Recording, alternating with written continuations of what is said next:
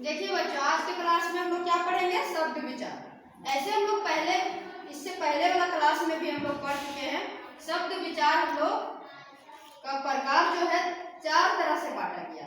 अर्थ के आधार पे, प्रयोग के आधार पे, रचना के आधार पे और व्युत्पत्ति के आधार पे। ठीक है बच्चों, तो हम लोग देखते हैं 2 तरह के हम लोग देख चुके हैं, रचना के आधार पे और अर्थ के आधार पे। आज की क्लास में हम लोग देखेंगे बच्चों स्रोत के आधार पे शब्द का 4 प्रकार होते हैं। ठीक है, पहला है देखिए क्या, तत्सम शब्द, दूसरा तत्भव शब्द, देशी शब्द और विदेशी शब्द। ठीक है बच्चों, अब हम लोग देखेंगे तत्सम शब्द क्या होता है, उसका परिभाषा हम देखते हैं। तत्सम शब्द का शाब्दिक अर्थ होता है तत्।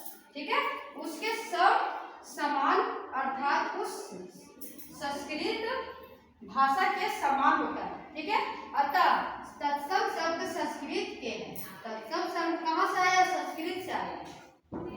मौलिक रूप में बिना परिवर्तन के हिंदी में प्रयुक्त होते हैं। मतलब मौलिक रूप में, मतलब बिना परिवर्तन के हिंदी में प्रयुक्त होता है। ठीक है, जैसे सूर्य, ग्रह, आम्र, अग्नि आदि। ठीक है, अब देखते हैं तत्भव शब्द क्या होता है। ये शब्द संस्कृत शब्दों के विकृत रूप है और ये इसी रूप में हिंदी भाषा में प्रयुक्त होने लगे, जैसे सूरज, घर, आम आदि। ठीक है, अब देखते हैं देशी शब्द क्या होता है। देशी शब्द यानी कि देशज। इस वर्ग के शब्दों का संस्कृत शब्दों से कोई संबंध नहीं है।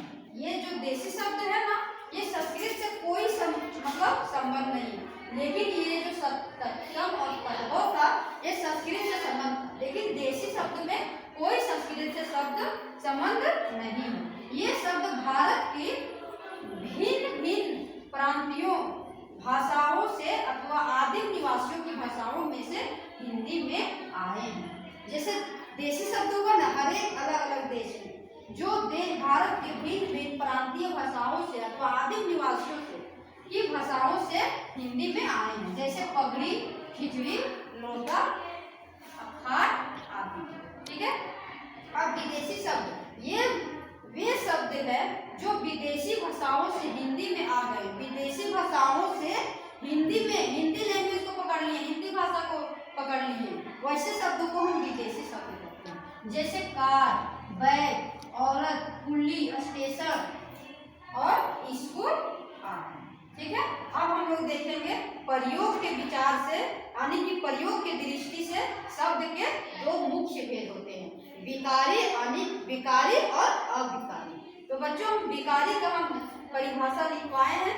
विकारी शब्द वे शब्द हैं जिनके रूप, लिंग, वचन और कारक के आधार पर बदल जाते हैं, उसे हम विकारी शब्द कहते हैं। जैसे में लड़का लड़के बन जाते हैं, मैं से मेरा, अच्छा से अच्छी आदि। इस तरह का ये विकारी शब्द है। इसका उदाहरण देखते ही समझ में आ जाएगा कि विकारी शब्द क्या होता है। तो बच्चों इसमें एक और होता है अविकारी शब्द। ये मेरा बोर्ड में स्पेस ना होने के कारण हम नहीं बता पाए। नेक्स्ट क्लास में हम अविकारी शब्द का हम परिभाषा हम बताएंगे, उससे और जो बचा है उसको हम पूरा कवर करेंगे। ठीक है बच्चों, ओके बाय।